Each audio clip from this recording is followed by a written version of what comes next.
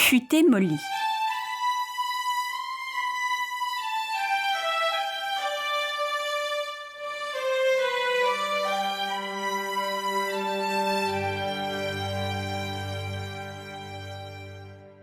L'hiver avait été long et rude. La nourriture était devenue rare. La maison de Molly était pleine de placards vides et d'estomacs criant famine. Le soir, à table, Molly et ses sœurs s'asseyaient devant une assiette vide, elle aussi. C'est alors que, par une nuit bien avancée, Molly entendit ses parents parler d'une voix inquiète. « Nous n'avons presque plus rien à manger », dit sa mère en soupirant profondément. « Si seulement nous avions moins de bouches à nourrir », déclara son père tristement. « Toi, moi et les filles, je ne sais pas comment nous allons survivre jusqu'au printemps. » Molly avait une réponse toute prête à cela. Elle passa la tête par la porte et lança. « Alors pourquoi ne pas me laisser chercher fortune ?» Son père et sa mère firent non de la tête. « Nous préférerions mourir de faim que de t'envoyer loin de nous. »« Mourir de faim n'aidera personne !» fit remarquer Molly. « S'il vous plaît !» La discussion réveilla les deux sœurs de Molly, qui demandèrent ce qui se passait. « Molly veut aller chercher fortune, » dit leur mère, « parce que nous n'avons plus assez de nourriture pour nous tous, » expliqua leur père. « Et parce que ce sera l'aventure !» ajouta Molly en riant. À l'idée de vivre une aventure, les sœurs de Molly décidèrent de partir elles aussi, et toutes trois étaient si déterminées que, à la fin, leurs parents furent forcés d'obtempérer. Tôt le lendemain matin, les trois sœurs se mirent en route. Elles suivirent la vieille route campagnarde qui sinuait derrière leur maison. « Où qu'elle mène, dit Molly, nous ne pourrons pas être davantage affamés qu'ici. » Elles escaladèrent des collines et dévalèrent des vallons. Elles s'éloignèrent de tous les endroits qu'elles connaissaient. Elles marchèrent tant que leurs jambes leur faisaient mal. Pourtant, elles continuèrent. Autour d'elles, le paysage devenait plus sauvage. Au bout de quelque temps, elles parvinrent à une forêt. D'immenses arbres sombres se dressaient autour d'elles. Mais comme le chemin continuait à serpenter sous les branches, elles poursuivirent leur route. Cela faisait longtemps qu'elles n'avaient vu âme qui vive. Enfin, alors que le jour allait tomber, elles aperçurent une lumière accueillante. « Regardez !» cria Molly en la désignant. Là, parmi les arbres, se dressait un haut bâtiment en pierre, dont les fenêtres brillaient dans l'obscurité. « C'est une maison !» dit Molly. « Nous pourrons demander à manger. » Alors que les filles se rapprochaient, la maison leur sembla énorme, facilement 2 fois plus grande qu'une maison normale. Les sœurs de Molly restèrent en retrait. « On dirait la maison d'un géant !» constatèrent-elles avec nervosité. « Alors je demanderai de la nourriture géante !» déclara Molly en riant, avant de se diriger tout droit vers l'énorme porte d'entrée. Molly frappa sans hésitation sur les planches en bois brut. La porte s'ouvrit dans un craquement et une femme passa la tête par l'entrebâillement. Au grand soulagement des deux sœurs de Molly, elle avait une taille normale pour une femme et son visage était avenant. Cependant, elle secoua la tête en fronçant les sourcils lorsqu'elle vit Molly sur le seuil. « Que diable fais-tu ici ?»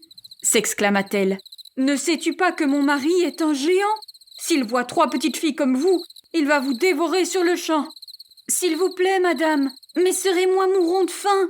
supplia Molly. « Ne vous reste-t-il pas quelque chose à manger ?» La femme hésita.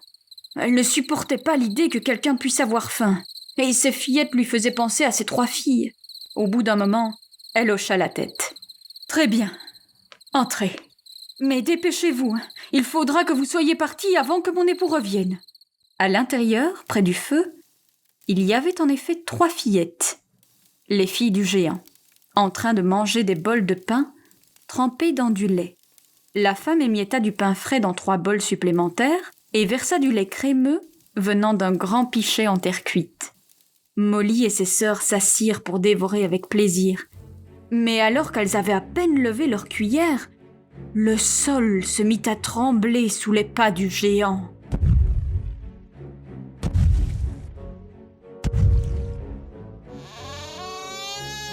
la porte s'ouvrit dans un craquement, révélant une silhouette massive, presque 2 fois plus grande que le père de Molly. Elle avait un regard féroce et ses dents étaient de travers. Le géant était rentré tôt.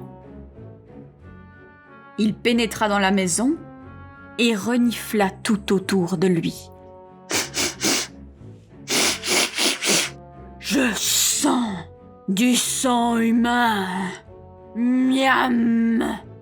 Son épouse fit un non catégorique de la tête. « Non, mon chéri, il n'y a pas de sang, » affirma-t-elle. « Seulement ces 3 petites filles ici, Molly et ses sœurs, que j'ai invitées à manger avec nous. »« Merci pour le repas, » dit Molly qui se leva en hâte. « Maintenant nous pouvons partir. »« Oh non !» l'interrompit le géant en fermant rapidement la porte derrière lui. « Il est trop tard pour nous quitter.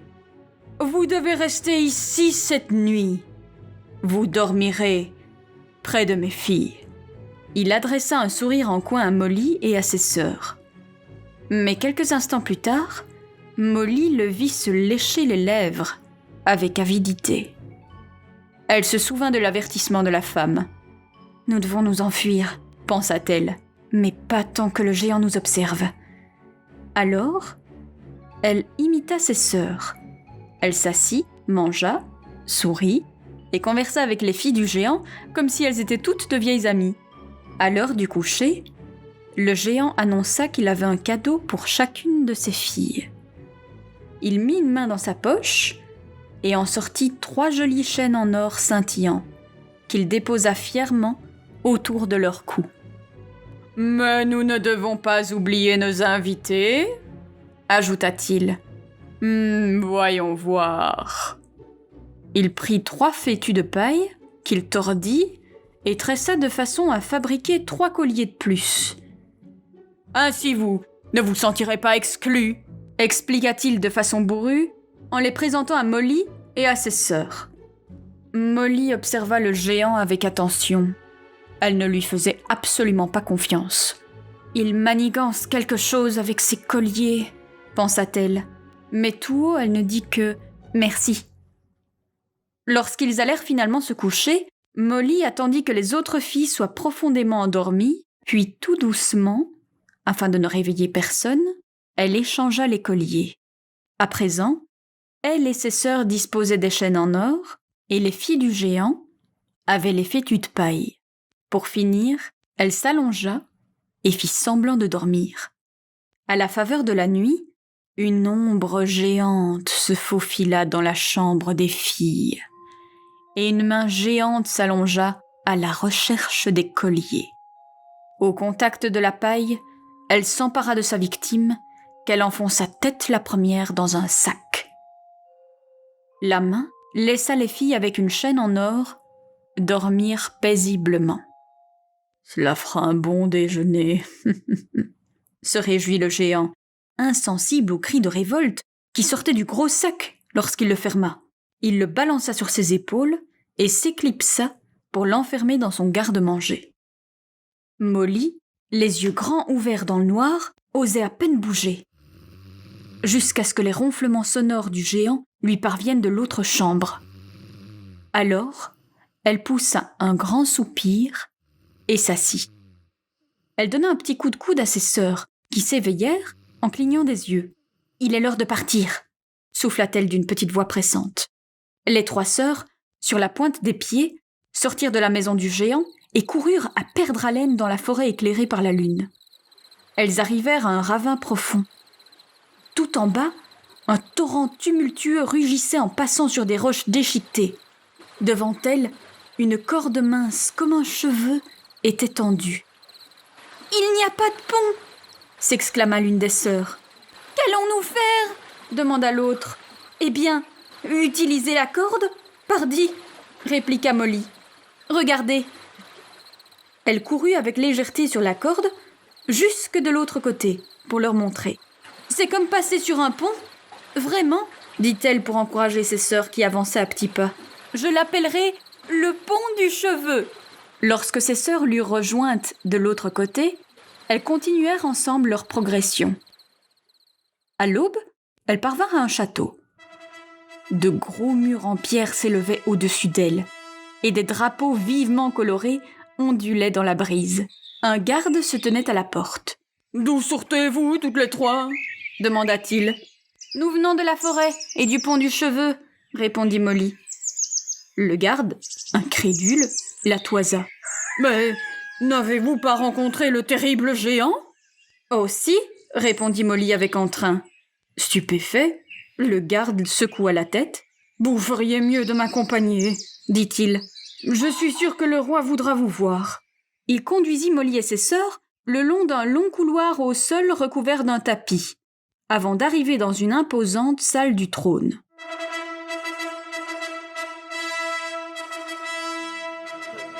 Il s'inclina, présenta les sœurs et expliqua au roi comment elles étaient arrivées. « Comment êtes-vous sortis de la forêt ?» demanda immédiatement le roi. « N'avez-vous pas rencontré le terrible géant ?»« Oh si !» dit Molly. « Il a même tenté de nous manger, mais nous lui avons échappé. » Les yeux du roi s'agrandirent. « Vous avez échappé au géant ? Ils sont rares ceux qui peuvent s'en prévaloir, et vous n'êtes que des enfants. Vous devez être très futée et extrêmement courageuse. » Le roi soupira. « Mais mes meilleurs soldats craignent le géant. Il n'y a que le pont qui l'empêche de venir piller nos terres situées de ce côté du torrent, car il lui est impossible de traverser le ravin. Oh, comme je voudrais pouvoir le terrasser une fois pour toutes. »« Je peux peut-être vous aider ?» proposa Molly. Le roi l'observa d'un air grave. « Cela sera très dangereux, » l'avertit-il. Molly haussa les épaules. « Je ne crains pas un peu de danger ?» avoua-t-elle allègrement. « Très bien, » acquiesça le roi. « Écoute, le géant tire sa force de 3 trésors magiques, une épée en fer, une bourse en argent et un anneau en or. Il te faudra les voler, tous les 3. Si tu réussis à débarrasser mon peuple de cette menace constante, je t'offrirai la moitié de mon royaume. »« D'accord, » dit Molly. « Je vais essayer. » Son ventre gargouilla. « Mais d'abord, j'ai besoin d'un copieux petit déjeuner. » Le roi approuva et claqua des doigts. « Convoquez le cuisinier !» ordonna-t-il. Ce jour-là, les sœurs se régalèrent de piles de toast beurrés, d'œufs brouillés et de crêpes sucrées, le tout arrosé de pichets de jus d'orange. Elles pensaient qu'elles n'avaient jamais rien goûté d'aussi délicieux. À la nuit tombée, Molly revint sans bruit vers la maison du géant. Par la fenêtre, elle aperçut une énorme épée en fer accrochée au mur de la cheminée. Elle attendit que le géant se mette à ronfler. Alors, elle entra sur la pointe des pieds et tendit le bras. L'épée bougea à l'intérieur du fourreau. Le cliquetis réveilla le géant. En un éclair, Molly s'empara de l'épée et s'enfuit. Elle courut vers le pont du Cheveu et le traversa, afin que le géant ne puisse pas la suivre. « Malheur à toi, Molly !» hurla-t-il en brandissant un poing géant dans sa direction. « Ne reviens jamais par ici !» Molly haussa les épaules, elle n'avait pas peur. « Cela me donne 2 fois plus envie de revenir !» répliqua-t-elle hardiment.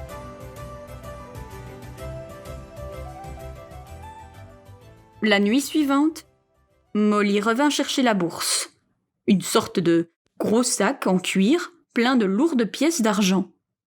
Elle avait vu le géant le glisser sous son oreiller avant d'aller dormir. Alors, quand il se mit à ronfler, elle s'approcha sur la pointe des pieds et s'empara. Les pièces d'argent s'entrechoquèrent et le géant se réveilla et bondit. Il tenta de l'attraper, mais trop tard. Molly courait déjà. En un éclair, elle se précipita vers le pont du Cheveu, le traversa, et le géant ne put que brandir son poing dans sa direction. « Malheur à toi, Molly !» vociféra-t-il avec colère. Ne reviens jamais par ici! Cela me donne une fois plus envie de revenir! Riposta-t-elle avec audace. La 3e nuit, Molly vint chercher l'anneau. Il était en or et de la taille d'un petit bracelet. Elle sut exactement où le trouver, car le géant le portait toujours à son pouce. Cette fois, les ronflements du géant étaient plus sonores que jamais dans le lit. Ou peut-être faisait-il semblant, car dès que Molly entra sur la pointe des pieds et retira l'anneau, il bondit et agrippa la jeune fille. Molly se débattit et se tortilla, mais sans pouvoir se libérer. Les mains du géant s'étaient refermées comme un étau. « Je t'ai attrapée, sale petite voleuse !» beugla-t-il. « Tu n'es pas si futée après tout. Maintenant, que vais-je faire de toi ?» Molly réfléchit rapidement. « Si j'étais vous, dit-elle aussitôt, je m'enfermerais dans un sac bien ficelé, duquel je ne pourrais pas m'échapper. Puis je sortirais et je trouverais un bâton pour me rouer de coups. »« Très bien, très bien, approuva le géant, avec un méchant petit rire. Je vais le faire. » Il mit l'anneau et Molly tête la première dans un sac. Ensuite, il le noua bien serré, puis partit chercher un bâton en claquant très fort la porte derrière lui. Au départ du géant, Molly, dans le sac, se mit joyeusement à chanter à tue-tête. « Oh, si vous pouviez voir ce que je vois !»« Et que vois-tu donc ?» demanda l'épouse du géant, entrant pour savoir qui chantait ainsi. Molly ne répondit pas. Elle continua simplement de chanter aussi fort et joyeusement qu'auparavant. « Oh, si vous pouviez voir ce que je vois !» L'épouse du géant était dévorée de curiosité. « Je dois m'en rendre compte par moi-même, » se dit-elle. « Cela doit vraiment être extraordinaire pour faire chanter Molly ainsi. » Elle s'empara d'une paire de ciseaux et ouvrit le sac afin de s'y glisser à la place de Molly. Ainsi, Molly fut libérée. En un éclair, elle était debout et courait en emportant l'anneau du géant. Le géant arriva de son pas lourd. Il portait un gros bâton neuf. Alors qu'il s'apprêtait à frapper le sac d'un bon coup, son épouse passa la tête par l'ouverture, secoua la poussière de ses cheveux et gémit. « Je n'ai rien vu. Que de la toile de jute ? Que fais-tu donc enfermé là-dedans ?» tonna le géant qui, surpris, lâcha son bâton. « Où est cette voleuse de Molly ?» À ce moment, il aperçut Molly par la fenêtre. Dans un grognement de colère, il bondit derrière elle. Il courut à perdre haleine derrière Molly, qui prenait ses jambes à son cou. Ils arrivèrent au pont du Cheveu. Comme elle l'avait déjà fait à plusieurs reprises, Molly le traversa aisément. Mais le géant dut s'arrêter. « Malheur à toi, Molly !» hurla de fureur celui-ci. « Ne reviens jamais par ici !»« Aucun risque !» répondit Molly, arborant un sourire radieux. « Pas maintenant que je possède cela !» Triomphante, elle exhiba l'anneau. L'or scintillait dans les rayons du soleil qui apparaissaient à l'horizon. Le géant admit sa défaite. Il rugit de nouveau, mais cette fois, il ne fut capable que de couiner. Son pouvoir lui avait finalement été enlevé. Quant à Molly, elle retourna voir le roi et lui présenta l'anneau avec fierté. « Je ne pense pas que le géant vous causera d'autres soucis, » dit-elle. Le roi eut un large sourire. « Tu vas avoir ta récompense, » dit-il. « Comme promis, la moitié de mon royaume est à toi. »